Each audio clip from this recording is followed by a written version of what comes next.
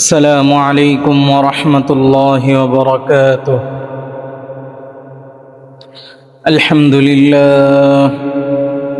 الحمد لله وكفى وسلام على عباده الذين اصطفى.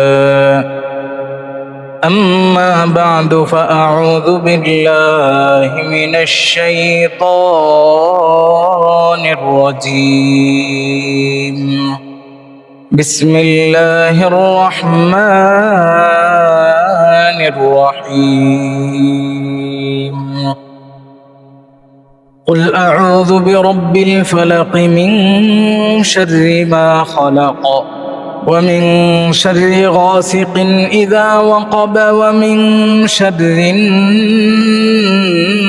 النفاثات في العقد ومن شر حاسد إذا حسد. وقال تعالى: إنه من يشرك بالله فقد حرم الله عليه الجنة ومأواه النار. وعن أبي هريرة رضي الله تعالى عنه أن رسول الله صلى الله عليه وسلم قال: اجتنبوا السبع الموبقات. قالوا: وما هن يا رسول الله؟ قال: الشرك بالله والسحر وقتل النفس التي حرم الله إلا بالحق وأكل الربا وأكل مال اليتيم والتولي يوم الزحف وقذف المحصنات المؤمنات الغافلات. صدق الله العظيم وصدق رسوله النبي الأمي الكريم. সবাই মোহাম্মতের সাথে একবার দুরূদ শরীফ পড়ে নেই। اللهم صل على محمد وعلى آل محمد كما صليت على إبراهيم وعلى آل إبراهيم إنك حميد مجيد. اللهم بارك على محمد وعلى آل محمد كما باركت على إبراهيم وعلى آل إبراهيم إنك حميد مجيد. الحمد لله ثم الحمد لله. মহান রব্বুল আলামিনের দরবারে অসংখ্য গণিত শুকরিয়া, যিনি আমাদেরকে আজকের এই জুমার দিনে, বরকতময় দিনে, দামি দিনে আল্লাহর ঘর মসজিদে আসার, বসার, কোরআন ও সুন্নাহ থেকে কিছু কথাবার্তা শোনার সুযোগ দান করেছেন। যে মহান মালিক আমাদেরকে এই সুবর্ণ সুযোগটুকু দান করেছেন, তার শাহী দরবারে কালিমাতুশ শুকর পাঠ করি, আলহামদুলিল্লাহ। মুহতারাম মুসল্লিয়ানে কেরাম, আমি আপনাদের সম্মুখে পবিত্র কোরআনুল কারীমের 113 নম্বর সূরা এবং সূরা মায়েদার আরেকটি আয়াত এবং সহিহুল বুখারীর 2766 নম্বর হাদিস পাঠ করেছি। আজকের জুমায় এই আয়াত এবং হাদিসকে সামনে রেখে আলোচনার চেষ্টা করব। ওমা তৌফিকি ইল্লা বিল্লাহ। তো আজকে আমাদের আলোচ্য বিষয় হলো, গত জুমার আগের জুমায় আমরা আলোচনা করেছিলাম যে আল্লাহ পাক রব্বুল আলামিন এই দুনিয়াতে মানুষের জন্য একটা সীমারেখা নির্ধারণ করে দিয়েছেন। এই সীমানার ভিতরে থাকলে নিরাপদ, আর সীমানার বাহিরে চলে গেলে অনিরাপদ, নিরাপত্তাহীনতায় ভুগবে। আর আল্লাহ তাআলার সেই সীমানা হইল হারাম, অর্থাৎ যে ব্যক্তি এর ভিতরে থাকলো, হালালের উপরে থাকলো, সে জান্নাতবাসী হয়ে যাবে। আর যে ব্যক্তি এই সীমানার বাহিরে চলে যাবে, অর্থাৎ হারামের মধ্যে লিপ্ত হবে, তার জন্য জাহান্নাম অবধারিত। তো তা আল্লাহ পাকের নবী অসংখ্য হাদিসের মধ্যে সেই সমস্ত হারাম এবং কবিরা গুনাহ কি কি সেগুলো নির্ধারণ করে দিয়েছেন, যে এইগুলো হারাম, এইগুলো কবিরা গুনাহ, এগুলোর ধারে কাছেও যাওয়া যাবে না। ঠিক তেমনি একটি হাদিস আমি আপনাদের সামনে আজকে তিলাওয়াত করেছি, পাঠ করেছি, যে হাদিসের মধ্যে আল্লাহর রাসূল বলেন 7টি কবিরা গুনাহের বিবরণ দিয়েছেন। যে হাদিসের মধ্যে আল্লাহর রাসূল কয়টি কবিরা গুনার বিবরণ দিয়েছেন বলেন? 7টি কবিরা গুনাহ, কিন্তু শুধু 7টি না, আরও আছে, কিন্তু এই একটা হাদিসের মধ্যেই আল্লাহর রাসূল 7টা কবিরা গুনার কথা বলেছেন। তো আজকে আমরা এই কবিরা গুনার আলোচনা শুরু করব, দেখি কোন পর্যন্ত যাইতে পারি। সহিহুল বুখারীর 2766 নম্বর হাদিস, হযরতে সাইয়্যিদুনা আবু হুরায়রা রাদিয়াল্লাহু তাআলা আনহু থেকে বর্ণিত। তিনি বলেন, আল্লাহর রাসূল একদিন আমাদেরকে সমবেত করে আমাদের সকলের উপস্থিতিতে বললেন, ইজতানিবুস সাবআল মুবিকাত, ও আমার সাহাবায়ে কেরামরা, তোমরা 7টি ভয়ঙ্কর, 7টি ধ্বংসকারী গুনাহ থেকে বেঁচে থাকো। 7টা ভয়ঙ্কর গুনাহ মানুষকে ধ্বংস করে দেই। ইজতানিবু, তোমরা বিরত থাকো। আস-সাবআ, 7টা এমন গুনাহ, আল মুবিকাত, যে গুনাহগুলো মানুষকে ধ্বংস করে দেয়, যে গুনাহগুলো মানুষকে একেবারে জাহান্নামের দ্বার প্রান্তে নিয়ে যায়, তোমরা এমন 7টা গুনাহ থেকে বিরত থাকো।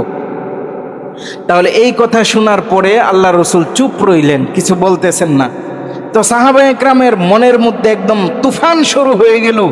সেই 7টি ভয়ঙ্কর আত্মবিধ্বংসী মানুষকে ধ্বংস করে দেয় এই গুনাহগুলো কি কি, এটা জানার আগ্রহে সাহাবায়ে কেরামদের মন একদম বেকুল হয়ে গেল। তো সাহাবায়ে কেরামরা আল্লাহর রাসূলকে জিজ্ঞাসা করতেছেন, ওমা হুন্না ইয়া রাসূলুল্লাহ, ওগো আল্লাহর রাসূল, আপনি যে 7টা ধ্বংসকারী মানুষকে জাহান্নামে নিয়ে যায়, 7টা আত্মবিধ্বংসী গুনাহের কথা বললেন, সেই 7টা গুনাহ কি আপনি একটু আমাদেরকে বলে দেন। আল্লাহ রাসূল সাল্লাল্লাহু আলাইহি ওয়াসাল্লাম এক এক করে 7টা গুনাহের কথা বললেন। 1 নাম্বার আশ-শিরকু বিল্লাহ, 2 নাম্বার আস-সিহরু, 3 নাম্বার ওয়া কতলুন নাফসিল্লাতী হারামাল্লাহু ইল্লা বিল হক, 4 নাম্বার ওয়া আকলুর রিবা, 5 নাম্বার ওয়া আকলু মালিল ইয়াতীম, 6 নাম্বার ওয়া তাওয়াল্লি ইয়াউমাজ জাহফি, 7 নাম্বার ওয়া কাযফুল মুহসানাতিল মুমিনাতিল গাফিলাত। এইভাবে আল্লাহ রাসূল 7টা পাপের কথা, কবিরা গুনার কথা বললেন। 1 নম্বরে আল্লাহ রাসূল বলেন আশ-শিরকু বিল্লাহ, সমস্ত গুনাহ, সমস্ত পাপের মূল সবচাইতে বড় কবিরা গুনাহ হলো আল্লাহর সাথে শিরিক করা। আল্লাহর সাথে কি করা বলেন? শিরিক করা, শিরিকি কর্মকাণ্ডে লিপ্ত হওয়া। তো এখন আমরা জানি যে আমরা সবাই মুসলমান, আমরা তো কেউ মুশরিক না, আমরা তো কেউ শিরিকি কর্মকাণ্ড করি না। তাহলে এই হাদিস থেকে আমরা কিভাবে বেঁচে থাকব? তো এটার প্রথমে আমাদের জানতে হবে শিরিক প্রথমত 2 প্রকার। কয় প্রকার বলেন? জোরে আওয়াজ করে বলেন, শিরিক কয় প্রকার? 2 প্রকার। 1 নাম্বার আশ-শিরকুল আকবার, বলেন সাথে সাথে আশ-শিরকুল আকবার। 2 নাম্বার আশ-শিরকুল আসগর।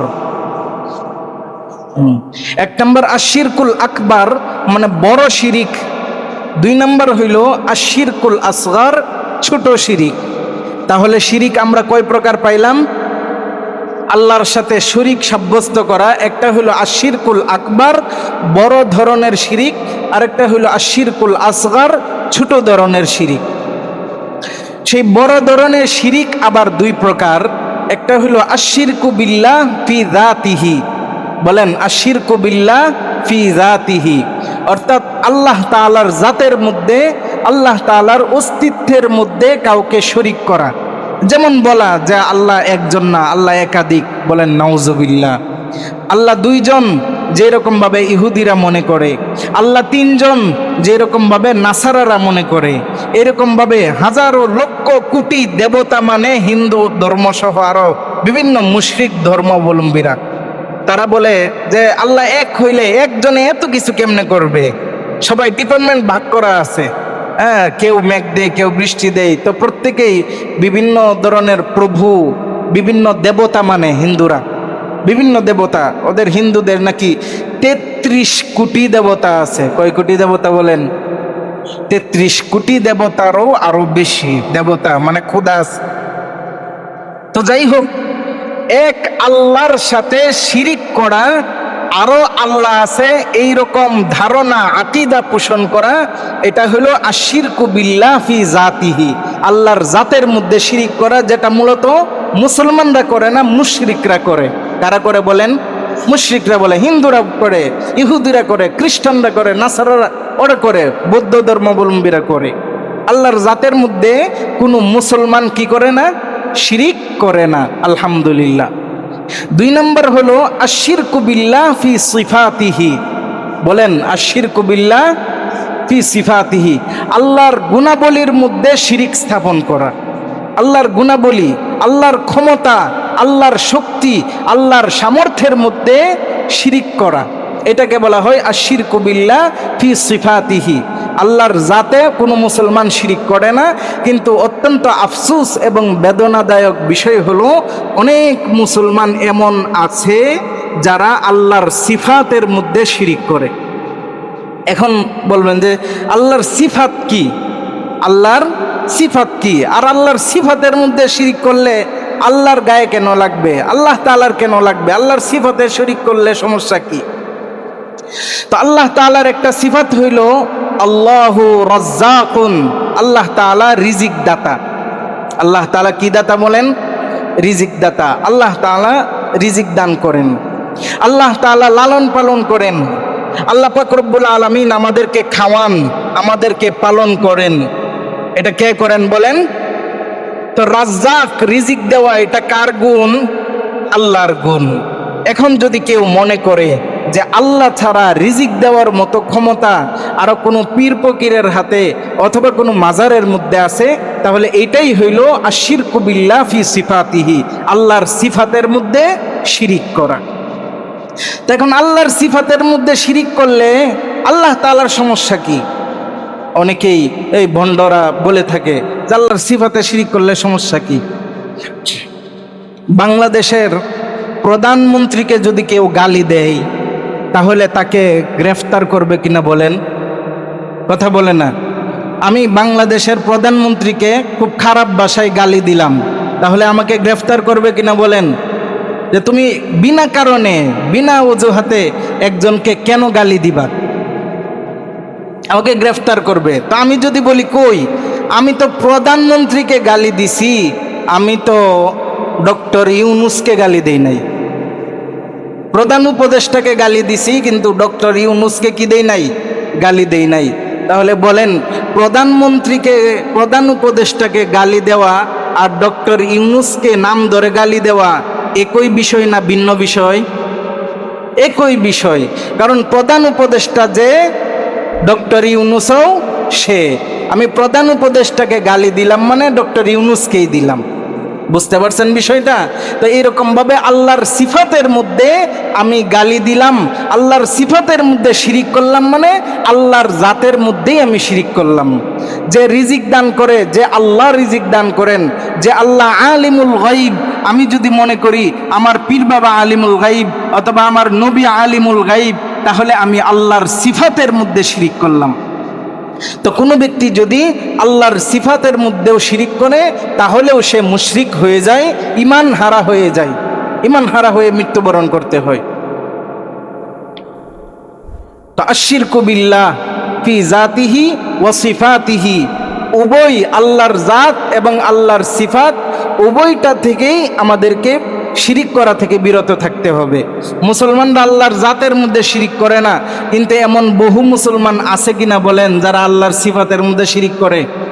সন্তান হইতেছে না, সন্তান হইতেছে না, দীর্ঘদিন হয়ে গেছে, ডাক্তারি চিকিৎসা করছে, কাজ হইতেছে না, তখন মাজারে মান্নাত করে, পাগলা মসজিদে মান্নত করে, আজমির দরগাতে মান্নত করে, শাহজালালের মাজারে মান্নত করে, এরপরে মাজারে যায় স্ত্রীকে নিয়ে গিয়ে বলে বাবা একটা সন্তান দাও, খবরওয়ালাকে বলে বাবা সন্তান দাও।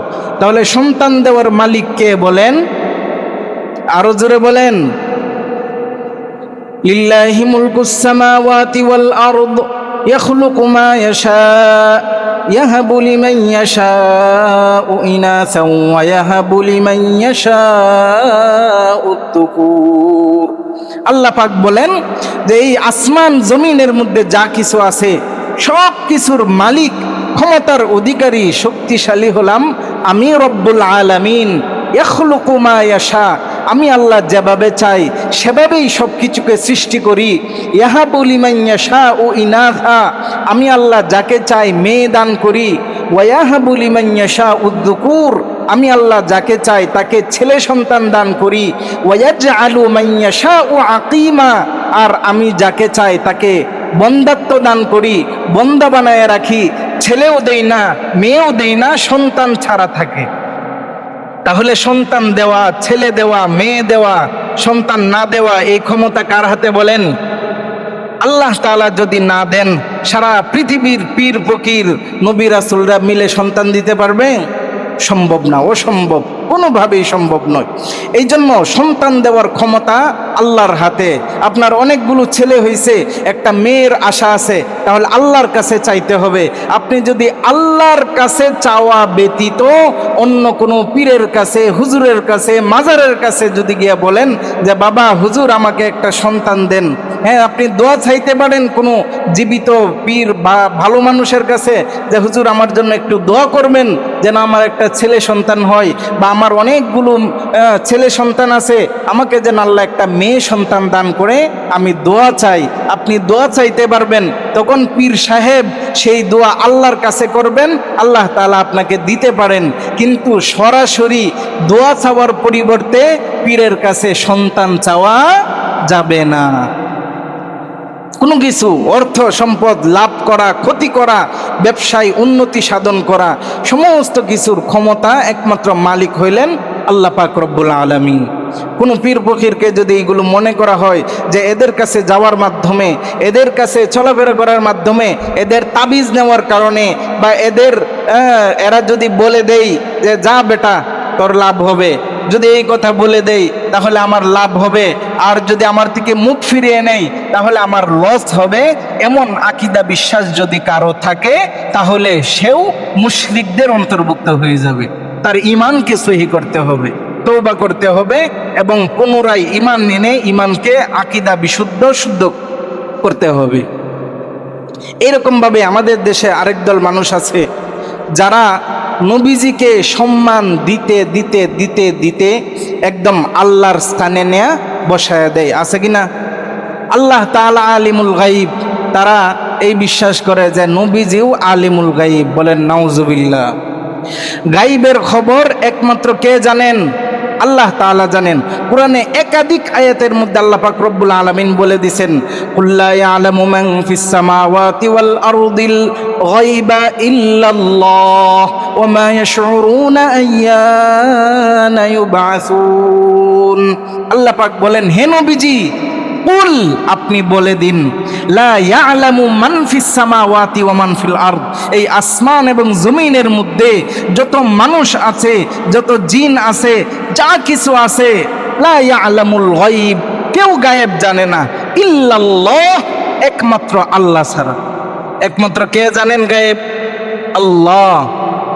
অপর আয়াতে আল্লাহ পাক রব্বুল আলামিন ইরশাদ করেন, উল্লা আমলিকু লিনাফসি নাফআন ওয়ালা দাররান ইল্লা মা শাআল্লাহ ওয়ালাউ কুনতু আ'লামুল গায়বা লাস্তাকসারতু মিনাল খায়র। হে নবী আপনি বলে দিন, লা আমলিকু লিনাফসি নাফআন ওয়ালা দাররা, আমি নবীর কোনো লাভ করার, লস করার, কারো ক্ষতি করার, কারো উপকার করার ক্ষমতা আমার হাতে নাই। এই ক্ষমতা কার হাতে? একমাত্র আল্লাহর হাতে।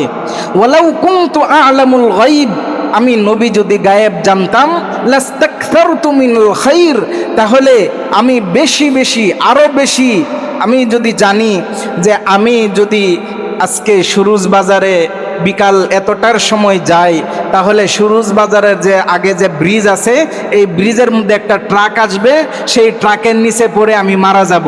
এই কথা যদি আমি আগের থেকে জানি, এই গায়েবের খবর আমি জানি, তাহলে কি আমি পাগল হইলেও অমুক সময়ে সুরুজ ব্রিজে যাবো কিনা বলেন? যাব না। আমি যদি জানি এই রাস্তাতে গেলে আমার বিপদ হবে, আমার মরণ আছে, এই রাস্তাতে গেলে অ্যাক্সিডেন্ট করব, আমি এই রাস্তা দিয়ে মরার আগ পর্যন্তও যাব না। এরপরে যদি জানি যে আজকে যদি আমি অমুক জায়গায় যাই তাহলে এতগুলো টাকা পাবো, তাহলে সবার আগে কোনো মানুষ জানবে না, শুনবে না, বুঝবেও না, আমি গিয়ে সেই টাকাগুলো নিয়ে আসবো, ধনী হয়ে যাব। এরকমভাবে কোনো মানুষ যদি গায়েবের খবর জানতো, তাহলে সে নিজেই নিজের কল্যাণ করে ফেলতে পারত। এই জন্য আল্লাহ তাআলা বলেন, আপনি নবী বলে দিন যে লাস্তাকসারতু মিনাল খাইর, যদি আমি গায়েব জানতাম তাহলে অনেক কল্যাণ নিজে নিজে হাসিল করতে পারতাম। উহুদের যুদ্ধে আল্লাহর রাসূলকে কাফেররা নির্যাতন করছে, কাফেররা হত্যা করার ষড়যন্ত্র করছে, সাহাবায়ে কেরাম রাদিয়াল্লাহু তাআলা আনহুদেরকে শহীদ করছেন। তো বলেন, যদি আল্লাহর রাসূল আগের থেকেই জানতেন যে এই যুদ্ধের মধ্যে সাহাবায়ে কেরামদের এইরকম কঠিন মুহূর্তের, কঠিন অবস্থার মুখোমুখি হতে হবে, তাহলে আগের থেকে আল্লাহর রাসূল বলে দিতেন না? আগের থেকেই আল্লাহ রাসূল বলে দিতেন। তো গায়েবের খবর একমাত্র আল্লাহ তাআলাই জানেন। তবে নবীরা ততটুকু জানেন যতটুকু আল্লাহ তাআলা জানায় দেন। আল্লাহ তাআলা জানায় দেন, নবীজি এই কাজ করেন বা সামনে এইরকম হবে, ওই রকম হবে, যদি আল্লাহ পাক জানায় দেন সেটা নবীগণ বলেন, সেটা তো আল্লাহ পাক গায়েবের খবর নবীকে জানায় দিছেন, সেটা ভিন্ন বিষয়। কিন্তু একদম সাধারণ ব্যাপকভাবে বলা যে নবীরা আলিমুল গাইব অথবা কোনো পীর ফকির আলিমুল গাইব, গাইবের খবর জানে, তাহলে এটাও হয়ে যাবে আশিরকু বিল্লাহ ফি সিফাতিহি, আল্লাহর সিফাতের মধ্যে শিরিক সাব্যস্ত করা। এজন্য আমাদেরকে এই সমস্ত ধ্যান ধারণা, কুধারণা থেকে আমাদের হেফাজত থাকতে হবে।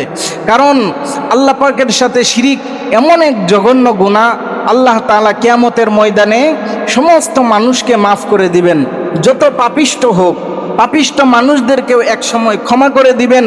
কিন্তু যার আমলের মধ্যে সামান্য পরিমাণও শিরিক আছে, সেই শিরিক করনেওয়ালা ব্যক্তিকে আল্লাহ তাআলা মাফ করবেন না।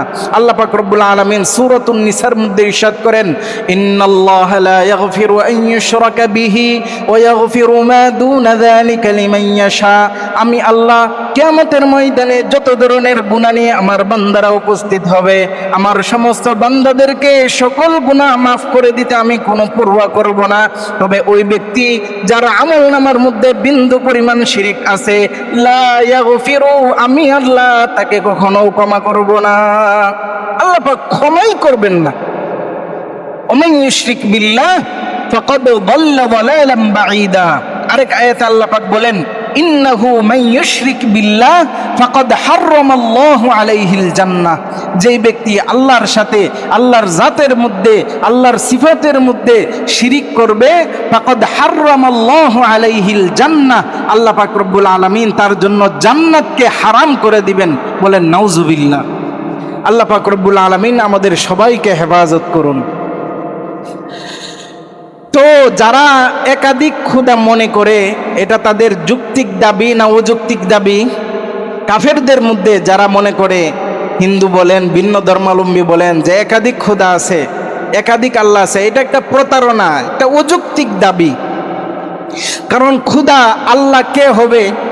আল্লাহ যিনি হবেন তিনি সর্বময় ক্ষমতার অধিকারী হবেন। কেউ যদি সর্বময় ক্ষমতার অধিকারী না হয়, তাহলে সে কখনো আল্লাহ হইতে পারে না।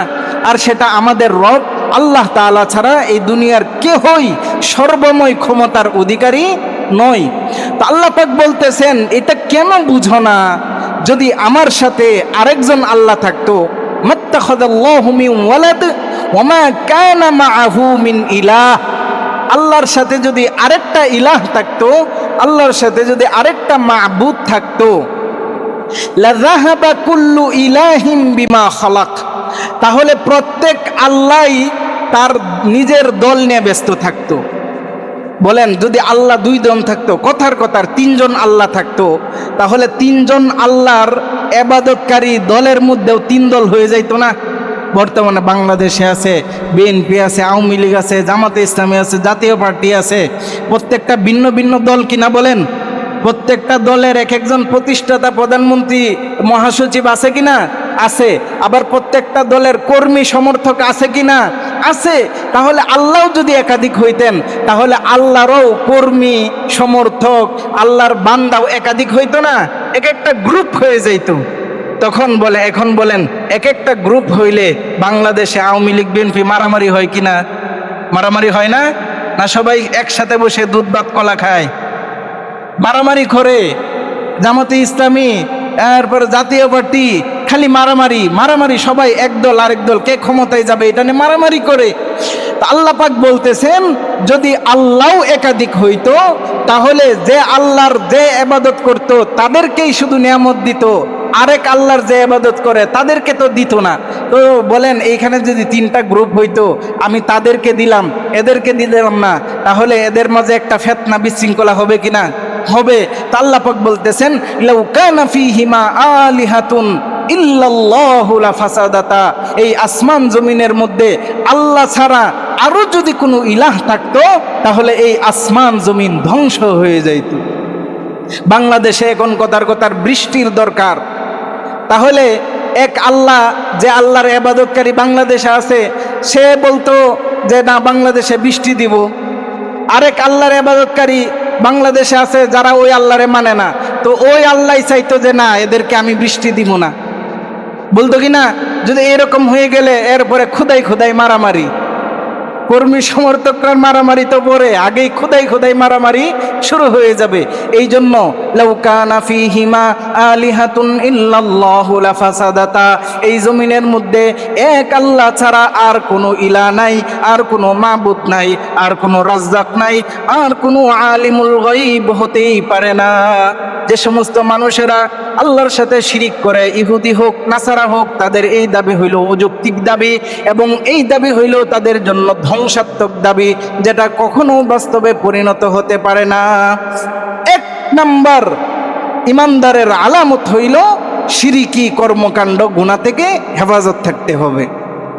একাধিক খোদা থাকলে কি সমস্যা, এটা তো বললামই। তো দুই নম্বর আল্লাহ রসুল যে কবিরা গুনার কথা বলেছেন, সেই কবিরা গুনাহ হলো আসসিহরু, জাদু করা। দুই নম্বর কবিরা গুনাহ কি বলেন? আসসিহরু, উচ্চারণ করেন সবাই, আসসিহরু, জাদু করা। এই হাদিসটা সবার মুখস্থ থাকা দরকার।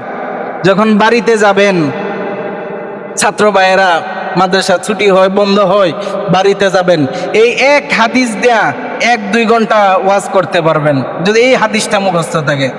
এই দেখেন 12:40 আলোচনা শুরু করছিলাম, এখন বাজতেছে 1:10 মাত্র একটা আশির কবিল্লার আলোচনা, মানে একটা কবিরা গুনার আলোচনায় আধা ঘন্টা হয়ে গেছে। তাহলে এরকম 60টা কবিরা গুনাহ যদি আপনি মুখস্থ রাখতে পারেন, মনে করেন যে এইটাই আপনার 1 সপ্তাহের ওয়াজ হয়ে যাবে। এই জন্য এই হাদিসটা ছাত্র ভাইয়েরা সবাই মুখস্থ করবেন। আন নবী হুরায়রা রাদিয়াল্লাহু তাআলা আনহু আনিন নবী সাল্লাল্লাহু আলাইহি ওয়াসাল্লাম قال اجتنبوا السبع الموبقات قالوا وما هن يا رسول الله قال الشرك بالله والسحر। 2 নম্বর আসলো ওয়াসিহর, জাদু করা। আর যারা সাধারণ মুসল্লিনে কেরাম আছেন, আপনারাও এই হাদিসের বাংলা অনুবাদটা অবশ্যই মুখস্থ করবেন। আগামী সপ্তাহে যে কোনো সাধারণ মুসল্লি যারা আছেন তাদের একজনের কাছে জিজ্ঞাসা করব যে এই 7টা বিষয় কি কি, যদি বলতে পারেন তাহলে পুরস্কার আছে ইনশাল্লাহ। যে কোনো ছাত্র ভাইয়েরা না, ছাত্ররা তো এখন বললে এখনই বলতে পারবে। সাধারণ মুসল্লিদের থেকে আমি চাই যেন সবাই এই হাদিসের বাংলাটা মুখস্থ থাকে, যে আত্মবিধ্বংসী ইমানদারের ইমানকে ধ্বংস করে দেই, নষ্ট করে দেই, জাহান্নামে নিয়ে যায় এমন 7টা গুনাহ, এগুলো আমাদের জানা থাকা দরকার কিনা বলেন? জানা থাকা দরকার। তাহলে 1 নম্বর আল্লাহর সাথে শিরিক করা, 2 নম্বর আসসিহরু, জাদু করা। বর্তমানে দেখা যায় আমাদের সমাজে কারোর সাথে একটু দ্বন্দ্ব হইলেই, ঝামেলা হইলেই সামনাসামনি পারতেছে না, তো তলে তলে জাদু করে ফেলে। দেখতেছে যে আমার কোনো সন্তানাদি নাই, হিংসা করে, হিংসা বিদ্বেষ থেকে, তো আরেকজনের সন্তান আছে, নিজের চাচাতো ভাইয়ের অথবা চাচাতো বোন আছে, এখন তার ভালো জায়গায় বিবাহ হবে, দেখা যায় জাদুকরের কাছে গিয়ে বিবাহ আটকায় ফেলাই। এরকম আছে কি না? অনেক আছে, আমি নিজে এর সাক্ষী প্রমাণ অনেকেই আমাদের কাছে মোবাইল করে বলছে। এরপরে বিভিন্ন আমল দেওয়ার পরে এই জাদু ছুটে গেছে এবং বিবাহ হয়েছে। কিন্তু যেই আসে পছন্দ হইয়া মেয়ে দেখছে, পছন্দ হয়েছে, পছন্দ হওয়ার পরে বাড়িতে গিয়ে না করে দেয়। বলেন কি আশ্চর্য কথা! ওই বিবাহ বন্ধ করে দেয়। এটা বর্তমান সমাজে প্রতিটা গ্রামে থানায় আছে, বিবাহ আটকায় দেয়। ভালো ভালো মেয়ে, সুন্দর মেয়ে, ধন সম্পদ টাকা পয়সার অভাব নাই, কিন্তু বিবাহ হয় না। কেন? ওই বিবাহ জাদু করে আটকায় রাখছে। এরপরে দেখা যায় স্বামীকে, শ্বশুর বাড়ির লোকেরা নিজের মেয়েকে, প্রত্যেকটা স্বামী বেশি বেশি আদর করে নিজের বউরে, নিজের সন্তানদেরকে আদর করে। কিন্তু না, এই শ্বশুর বাড়ির মানুষেরা সবসময় একটা আতঙ্কে থাকে যে না জানি আবার কোন সময় কি হয়ে যায়। এই জন্য শ্বশুর বাড়ির লোকেরা অনেক সময় নিজের মেয়ের জামাইকে, নিজের মেয়ের শ্বশুর শাশুড়িকে জাদু করে মেয়ের পক্ষে বশ বানায় রাখে, বশ করার জন্য জাদু করে। এরকম হয়, এটা কোনো কাল্পনিক কথা না, বাস্তবিক কথা। এরকম বহু হয়, অহরহ হচ্ছে যে জাদুর মাধ্যমে একজন আরেকজনের সাথে সুসম্পর্ক রাখার জন্য জাদু করে। তো দেখা যায় জাদুর আসর আছে, ইফেক্ট আছে। প্রত্যেকটা জাদুরও একটা নির্দিষ্ট মেয়াদ থাকে। তো এই মেয়াদ যখন চলে যায়, সংসারের মধ্যে অশান্তি শুরু হয় এবং দেখা যায় যে একদম স্বামী যারে বশ করার জন্য জাদু করছিল, সে এক সময় পাগল হয়ে যায়। জাদু করতে করতে ওই জামাই পাগল হয়ে রাস্তায় রাস্তায় ঘুরে। তো এরকম স্বামীকে বশ করার জন্য, এরপরে অর্থ সম্পদের জন্য জাদু করে। অনেক সময় দেখা যায় যে চাচার সাথে জায়গা জমিনে দ্বন্দ্ব, তো অনেক সময় জাদু করে, চাচাতো ভাইদের নামে জাদু করে। এরপরে বিভিন্ন আত্মীয় স্বজনের নামেও জাদু করে। যে জাদু করে ওরে যদি কোনোভাবে মারা যায়, মারা গেলে দেখা যাবে যে সে মরে গেল, ওই সম্পদ আমি সহজেই পেয়ে যাব। এই জন্য জাদুকরদের কাছে যাই, দেখা যায় মাছের সাথে তাবিজ বান্ধে সাগর বা নদীতে ছেড়ে দেয়। তো এই মাছ যেদিক দিয়ে যাবে, উল্টাপাল্টা করে যাবে, যত গভীরে যাবে ওই লোকের বুকের মধ্যে, পেটের মধ্যে তত বেশি ব্যথা শুরু হয়। এরকমভাবে বিভিন্ন পুতুলের মধ্যে বিভিন্ন ধরনের প্যারাগ মেরে জাদু করে পানির নিচে ফেলে দেয়।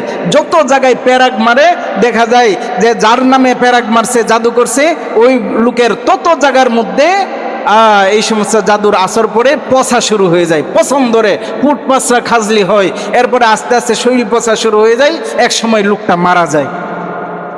এরকমভাবে বিভিন্নভাবে মানুষ একজন আরেকজনকে জাদু করে মুখের কথা বন্ধ করে ফেলায়। আমাদের নিজ চোখে দেখা দারুল উলুম দেওবন্দে যখন পড়ি, আমাদের শাইখুল হাদিস উস্তাদে মোহতারাম আল্লামা সাঈদ আহমদ পালনপুর রহমতুল্লাহ আলাইহি আমাদেরকে হাদিস পড়াইতেছেন। হাদ্দাসানা আল হুমাইদি ক্বালা হাদ্দাসানা আবু সাঈদ ক্বালা হাদ্দাসানা ফুলান ক্বালা হাদ্দাসানা ফুলান, এইভাবে হাদিস পড়াইতেছেন।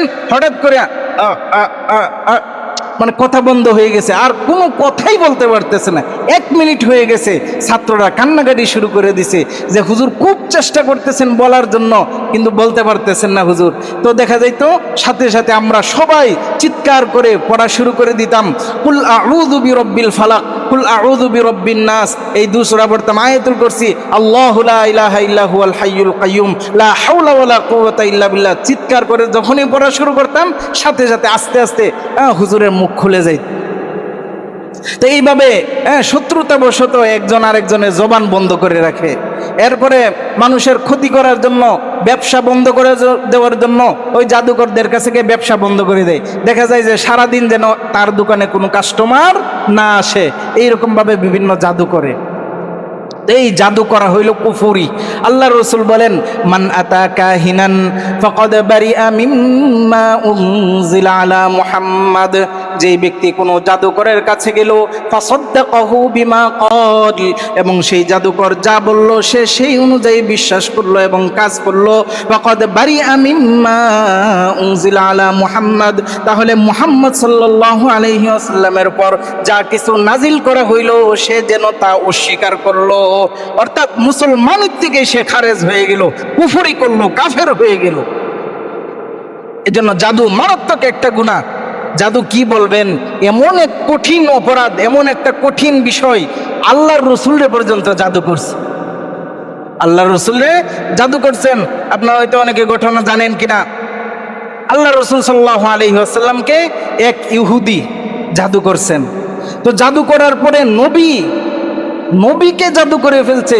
তো আল্লাহ রসুল সাল্লাল্লাহু আলাইহি ওয়াসাল্লাম, বুখারী শরীফের হাদিস, মুসলিম, তিরমিজি, আবু দাউদ, নাসাই, হাদিসের সমস্ত কিতাবের মধ্যে এই হাদিস আসছে যে আল্লাহ রাসূল সাল্লাল্লাহু আলাইহি ওয়াসাল্লামের এমন অবস্থা হয়েছে, কানান নবী সাল্লাল্লাহু আলাইহি ওয়াসাল্লাম ইউখায়্যালু ইলাইহি আন্নাহু ইয়াফআলু শাইআন মা লা ইয়াফআলু। আল্লাহ রসুলের এমন অবস্থা হয়ে গেছে যে তিনি একটা কাজ করেন নাই, কিন্তু একটু পরে বলতেছেন যে আমি তো এটা করছি। আবার কোনো একটা কাজ করছেন, কিন্তু একটু পরে আবার বলেন যে আমি তো এই কাজটা করি নাই। মানে একদম মাথাটা কেমন কেমন হয়ে গেল। তা আল্লাহ রসুলের এই অবস্থা চলতেই লাগলো। কি যেন এই ভুলে যান, এই মনে হয় এই ভুলে যান, এমন একটা অবস্থা আল্লাহ রসুলের হয়ে গেল। তা আল্লাহ রসুল সাল্লাল্লাহু আলাইহি ওয়াসাল্লাম আল্লাহর কাছে খুব দোয়া করতে লাগলেন। একদিন এমন দোয়া করলেন, দোয়া করতে করতে আল্লাহ রসুল ঘুমায় গেলেন।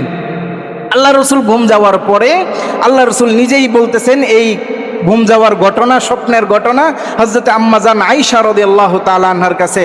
হযরত আম্মাজান আয়েশা রাদিয়াল্লাহু তাআলা আনহাকে বলেন, আয়েশা আশাইরতি, তুমি কি জানো পরে এই কষ্ট আমার কিভাবে শেষ হয়েছিল, কিভাবে আমি জাদুমুক্ত হতে পেরেছি, তুমি কি জানো? তো হযরত আম্মাজান আয়েশা বললেন, ওয়া কাইফা যালিকা ইয়া রাসূলুল্লাহ, কিভাবে আপনি জাদুমুক্ত হলেন, আপনি আমাদেরকে বলে দেন। তখন আল্লাহ রসুল বলতেছেন, আমি এক রাতে আল্লাহর কাছে খুব দোয়া করে যে এমন অবস্থা আমার আর ভালোই লাগতেছে না, কেউ যেন আমাকে বেঁধে রাখছে এরকম লাগতেছে। হাঁটতে গেলেও মাথা ঘুরাই, এরপরে শুয়ে থাকলেও মাথা ঘুরাই, শরীর কেমন করে কেউ যেন আমাকে বেঁধে রাখছে এরকম লাগে। তো আমি খুব আল্লাহর কাছে দোয়া কান্নাকাটি করে ঘুমায় গেলাম। স্বপ্নের মধ্যে দেখলাম যা আনি রজুলুন ইনদা রাসি ওয়া রাজুলুন ইনদা রাজলি। আল্লাহ রাসূল ইরশাদ করেন, আমি ঘুমিয়ে গেলাম, ঘুমের মধ্যে স্বপ্নে দেখলাম দুইজন ব্যক্তি আসলো। রাজুলুন ইনদা রাসি, এক ব্যক্তি এসে জালাসা ইনদা রাসি, আমার মাথার কাছে বসে গেল। ওয়া জালাসা রাজুলুন ইনদা রিজলি, আরেকজন ব্যক্তি এসে আমার পায়ের কাছে বসে গেল। এরা মূলত দুইজন ফেরেশতা। এরা মূলত কয়জন ফেরেশতা? দুইজন ফেরেশতা মানুষের বেশ ধরে আল্লাহ রাসূলের সামনে এসে বসে গেল। তো আল্লাহ রসুলের সামনে এসে বসে ওই মাথার কাছে ফাকাল আল্লাযী ইনদা রাসি লিল্লাযী ইনদা রিজলিহি, মাথার কাছের ফেরেশতা পায়ের কাছের ফেরেশতাকে জিজ্ঞাসা করে, মা হাযার রাজুলুল্লাযী, অথবা মা ওয়াজউর রাজুল, এই লোকের সমস্যা কি, এই লোকের কি অসুস্থতা? পায়ের কাছের ফেরেশতা জবাব দেয়, হুয়া মাতবুবুন, এই লোকটি তো জাদুগ্রস্ত, এই লোকটিকে জাদু করা হয়েছে। সাথে সাথে মাথার কাছের ফেরেশতা বলে, ওয়ামান তব্বাহু, তাকে কে জাদু করেছে? পায়ের কাছের ফেরেশতা উত্তর দিতেছে, তব্বাহু ইয়াহুদিয়্যুম মিন ইয়াহুদি বনি যুরাইকিন লাবিদ ইবনুল আসাম, বনু যুরাইকের জনৈক ইহুদি যার নাম হলো লাবিদ ইবনুল আসাম, সেই কুলাঙ্গার আল্লাহর রাসূলকে জাদু করেছে। সাথে সাথে মাথার কাছের ফেরেশতা বলতেছে, ফিমা আই ফি আইয়ি শাইইন সানাআহু, কোন জিনিস দিয়ে জাদু করেছে? পায়ের কাছের ফেরেশতা বলতেছে, ফি মুশতিন ওয়া মুশাতাতিন ওয়া তালআতি নাখলি যাকারিন। পায়ের কাছের ফেরেশতা উত্তর দিতেছে, তাকে তিন জিনিস দিয়ে জাদু করা হয়েছে। আল্লাহ রাসূল কয় জিনিস দিয়ে জাদু করা হয়েছে? তিন জিনিস। এক নম্বর ফি মুশতিন, একটা ভাঙ্গা চিরুনি। দুই নম্বর ওয়া মুশাতাতিন, আল্লাহর রাসূলের চুল মুবারক। তিন নম্বর হলো ওয়া জুফফাতুল আতি নাখলিন, খেজুর গাছের খোসা, কাঁচা খেজুর গাছের খোসার ভিতরে আল্লাহর রসুলের একটা ভাঙ্গা চিরুনি। ওই ইহুদি ভাঙ্গা চিরুনির মধ্যে আল্লাহর রসুলের একটা চুল মুবারক নিয়ে 11টা গিট দিছে। 11টা গিট দিয়ে জাদুর কথা পড়ে একটা জায়গায় রেখে দিছে। তখন মাথার কাছের ফেরেশতা বলতেছে, ওয়াইনা হুয়া, সেই জায়গা কোনটা, যে জায়গার মধ্যে এই জাদুটি রাখা হয়েছে? তখন পায়ের কাছের ফেরেশতা বলতেছে, হিয়া ফি বি'রি জারওয়ান, সেই জাদুটা বর্তমানে আছে মদিনার অদূরেই জারওয়ান কুয়ার কাছে, জারওয়ান কুয়ার ভিতরে পুঁতে রাখছে। তো এই বলে স্বপ্ন শেষ হয়ে গেল। তো এখন বলেন, নবীদের স্বপ্ন সত্য না মিথ্যা? সত্য। আমরা কত আবল তাবল স্বপ্ন দেখি। আমাদের এক সাথী ভাই হাটহাজারী মাদ্রাসায় পড়ার সময় সে বলতেছে, ভাই আজকে তো আশ্চর্য এক ঘটনা ঘটছে। কি আশ্চর্য ঘটনা? ভাই বলতেছে, ভাই স্বপ্নে দেখি মুসলিম হোটেল আছে একটা হাটহাজারী মাদ্রাসার সামনে, বিশাল বড়, খুব ঐতিহ্যবাহী হোটেল, চা খুব মজার বা খাবার খুব মজার, সকালে নেহারি আর নান রুটি পাওয়া যায়। সে বলতেছে যে আমি ঘুমের মধ্যে দেখি মুসলিম হোটেলে বৈশা নান রুটি দেয়া নেহারি টেনে টেনে ছিঁড়ে ছিঁড়ে খাইতেছি, একদম এত মজা লাগতেছে। আচ্ছা পরে কি হইল? ওই পরে সকালে উঠে দেখি যে আমি যে খেতা গায়ে দিছিলাম ওই খেতা কামড়ায় ছিঁড়ে ফেলছি। খেতা কামড়াইয়া একদম ওই স্বপ্নের মধ্যে দেখছেন নেহারি রুটি খাইতেছে, আর সে খেতা কামড়াইয়া একদম ছিঁড়ে ফেলছে। এই অবস্থা হইল আমাদের স্বপ্নের অবস্থা। কিন্তু নবীদের স্বপ্ন বাস্তব স্বপ্ন, হক স্বপ্ন। নবীদের স্বপ্ন কখনো মিথ্যা হয় না। ওই বন্ড পীরেরা অনেক সময় স্বপ্ন দেখে যে বলে যে এই তুই ল্যাংটা হয়ে হাঁটোস কেন? ল্যাংটা বাবা আছে না অনেক, ল্যাংটা হয়ে হাঁটে। তো জিজ্ঞাসা করা হইলে যে ল্যাংটা হয়ে হাঁটো কেন? আমি স্বপ্নে দেখছি, স্বপ্নে আমাকে বলছে হে বৎস তুই ছোট ছেলেদের মতো মাসুম হয়ে গেছো, তোর কোনো পাপ নাই, তুই এখন ল্যাংটা হয়ে হাসতে পারস, তোর কোনো গুনাহ নাই।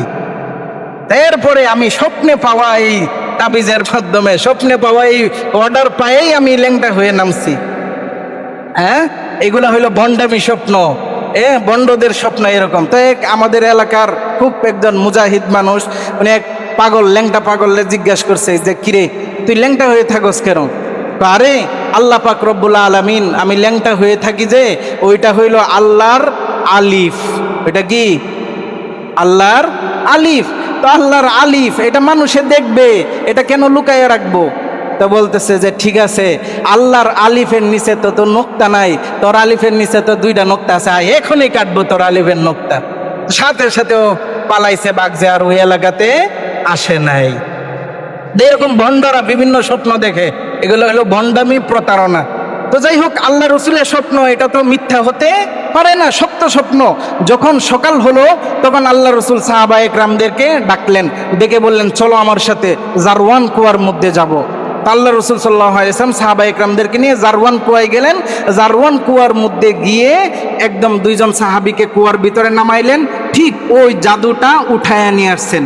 উঠায়া নিয়ে আসার পরে মদিনাতে নিয়ে আসলেন, আল্লাহ রসুলের মসজিদে নববীতে আনার পরে সাথে সাথে আল্লাহ পাক রব্বুল আলামিন 11টা সূরার 11টা আয়াতের 2টা সূরা নাজিল করলেন। কুল আউযু বিরব্বিল ফালাক, কুল আউযু বিরব্বিন নাস। আল্লাহ রসুল সাল্লাল্লাহু আলাইহি ওয়াসাল্লাম এই 11টা গীতের মধ্যে কুল আউযু বিরব্বিল ফালাক, কুল আউযু বিরব্বিল ফালাক মিন শাররি মা খালাক ওয়া মিন শাররি গাসিকিন ইযা ওয়াকাব ওয়া মিন শাররিন নাফাসাতি ফিল উকদ, এভাবে বলতে বলতে মিনাল জিন্নাতি ওয়ান নাস ফু, এইভাবে তিনি 11টা ফু দিলেন। আর সাথে সাথে কুদরতিভাবে ওই জাদুর 11টা গিট খুলে গেল। তো যখন জাদুর 11টা গিট খুলে গেল, সাহাবা একরামরা বলেন ফাকামা রাসূলুল্লাহ সাল্লাল্লাহু আলাইহি ওয়াসাল্লাম কান্নামা নুশিত মিনাল ইকাল।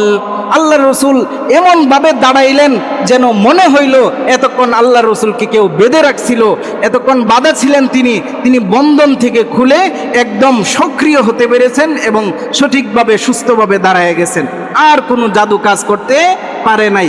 এরপরে মূলত আল্লাহ পাক তার নবীকে এই কষ্টটা দিয়ে আমাদেরকে শিক্ষা দিয়েছেন যে যখন কেউ যদি এরকম জাদুগ্রস্ত জাদু করতে চায়, কেউ যদি কোনো এরকম হিংসা বিদ্বেষ করে কিছু করতে চায়, আল্লাহ পাক এই 2 সূরা আমাদেরকে শিখাইয়া দিয়েছেন। আল্লাহ রসুল এরপরে হাদিসের মধ্যে আছে কানার নবী সাল্লাল্লাহু আলাইহি ওয়াসাল্লাম ইযা আওয়া ইলা ফিরাশিহি ক্বালা কুল হুয়াল্লাহু আহাদ ওয়াল মুআউযাতাইন তাকফিহি মিন কুল্লি শাই। আল্লাহ রসুল বলেন, আম্মা জান আয়েশা বলেন যে আল্লাহ রসুল যখনই রাতে বিছানায় আসতেন, বিছানায় এসেই তিনি প্রথমে কুল হুয়াল্লাহ পড়তেন, এরপরে মুআউযাতাইন মানে কুল আউযু বিরব্বিল ফালাক, কুল আউযু বিরব্বিন নাস, এই 2 সূরা পড়তেন। এরপরে ফানাফাযা ফি ইয়াদাইহিমা, আল্লাহ রসুল তার উভয় হাতের মধ্যে ফু দিতেন, ফু দিয়ে এরপরে সমস্ত শরীরের মধ্যে তিনি সেই ফু বুলাইয়া দিতেন। এইভাবে 3 বার করতেন। আল্লাহ রসুল বলেন যে ব্যক্তি প্রতিবার ঘুম যাওয়ার সময় কি সবাহি ওয়াল মাসাই, সকালবেলা ফজরের পর, ওয়াল মাসাই সন্ধ্যাবেলা মাগরিবের নামাজের পরে এবং ঘুম যাওয়ার সময় এই মুআউযাতাইন পড়বে, কুল হুয়াল্লাহর সূরা 3 বার পড়ে পড়ে নিজের শরীরে 3 বার ফু দিবে, আল্লাহর রসুল বলেন তাকফিহি মিন কুল্লি শাই। এই পৃথিবীতে যত জাদু আছে, যত জিন আছে, যত খারাপি আছে, সমস্ত জিন জাদুর খারাপি থেকে আল্লাহ তাকে হেফাজত করবেন। এই জন্য দেখেন নবীকে পর্যন্ত জাদু করে ফেলছে, তাহলে আমার আপনার মতো হুজুর এরপরে সাধারণ মানুষ যারা আছি আমাদেরকে জাদু করা তো কোনো ব্যাপারই না। এই জন্য এই আমলগুলো করব। যদি খুব এহতেমামের সাথে আয়াতুল কুরসি পড়বেন, আয়াতুল কুরসিরও একটা চমৎকার মজার ঘটনা আছে, আগামী সপ্তাহে ইনশাল্লাহ বলবো যদি আল্লাহ তৌফিক দান করেন। তো এই আয়াতুল কুরসি প্রত্যেক ফরজ নামাজের পরে একবার পড়বেন এবং মুআওয়াযাতাইন ফজরের পরে এবং মাগরিবের নামাজের পরে অবশ্যই পড়বেন। ঘুম যাওয়ার আগে মাত্র 2 মিনিট সময় লাগবে, এটা পড়ে নিজের শরীরকে একদম ফু দিয়ে বন্ধ করে ফেলবেন। তাহলে কোনো জিন, ভূত, ফেরত, শয়তান, দুষ্ট, পরী কেউ কোনো ক্ষতি করতে পারবে না, আল্লাহ রসুল গ্যারেন্টি দিয়েছেন। আল্লাহ পাক রব্বুল আলামিন যে সমস্ত কথাবার্তা হইল শিরিকের গুনাহ থেকে এবং জাদু টোনা ইত্যাদি থেকে আমাদেরকে হেফাজত করুন। সবাই বলি আমিন। ওয়া আখিরু দাওয়ানা আনিল হামদুলিল্লাহি রাব্বিল আলামিন।